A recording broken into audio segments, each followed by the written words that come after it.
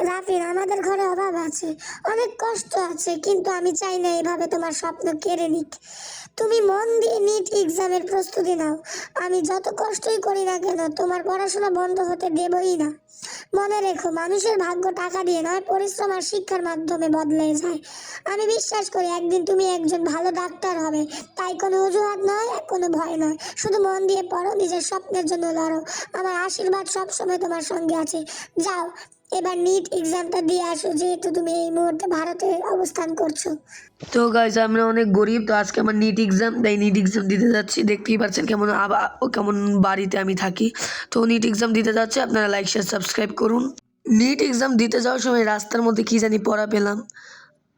এটা তো নিট এক্সামের প্রশ্ন, বাট আমার মনে হচ্ছে এটা ফেক, কারণ এভাবে রাস্তার মধ্যে নিট এক্সামের প্রশ্ন পড়ে থাকবে, এটা কি স্বাভাবিক?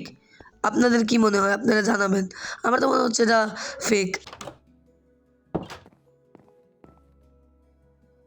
কুলদীপ শর্মা, কবিতা কাপুর, রোয়ার সিংঘানিয়া, আমি এদের সাথেই পরীক্ষা দিব এখন।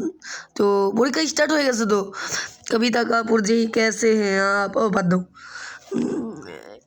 ও সেম কোশ্চেন যেটা বাইরে রাস্তায় পড়া পাইছি, তার মানে নিট এক্সাম লিক হয়েছে।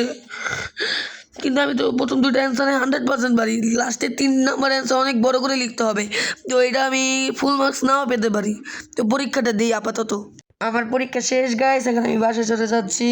আপনারা লাইক শেয়ার সাবস্ক্রাইব করুন। Mind up special news. আমরা জানতে পেরেছি নিট এক্সাম পেপার লিক হয়েছে। কারা লিক করেছে সেটা আমরা জানি না, এবং এর মধ্যে শিক্ষামন্ত্রী জড়িত আছে সেটাও আমরা জানতে পেরেছি। নিট এক্সাম পেপার যেভাবে লিক হয়েছে সেটার প্রতি তীব্র নিন্দা জানাচ্ছি আমি নিজের ব্যক্তিগত দিক থেকে।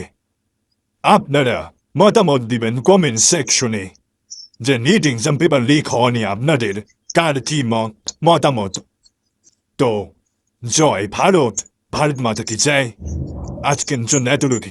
মা, আমার এত কষ্ট করে পড়াশোনা করলাম, কিন্তু যদি সত্যি পরীক্ষার প্রশ্ন ফাঁস হয়ে থাকে, তাহলে খুব খারাপ লাগছে। গরিব হলেও আমি সৎভাবে পরীক্ষা দিয়েছি, এটাই আমার গর্ব। মা, আমার পরীক্ষা শেষ। একটি পরীক্ষার প্রশ্ন ফাঁস হওয়া শুধু একটি পরীক্ষা নয়, লাখো শিক্ষার্থীর পরিশ্রম, স্বপ্ন এবং ভবিষ্যৎকে প্রশ্নবদ্ধ করা। যারা সৎভাবে পড়াশোনা করে পরীক্ষা দেয়, তাদের প্রতি এটি চরম অবিচার। আমরা ভারতের শিক্ষার্থীদের ন্যায্য দাবির প্রতি সংহতি জানাই। একই সঙ্গে শুধু ভারত নয়, বাংলাদেশ সহ বিশ্বের কোনো দেশই যেন পরীক্ষার প্রশ্ন ফাঁস না হয় তার দাবি জানাই। আমরা চাই সব দেশের সরকার কঠোর ব্যবস্থা গ্রহণ করুক, যাতে শিক্ষা ব্যবস্থার স্বচ্ছতা ও শিক্ষার্থীদের অধিকার নিশ্চিত হয়।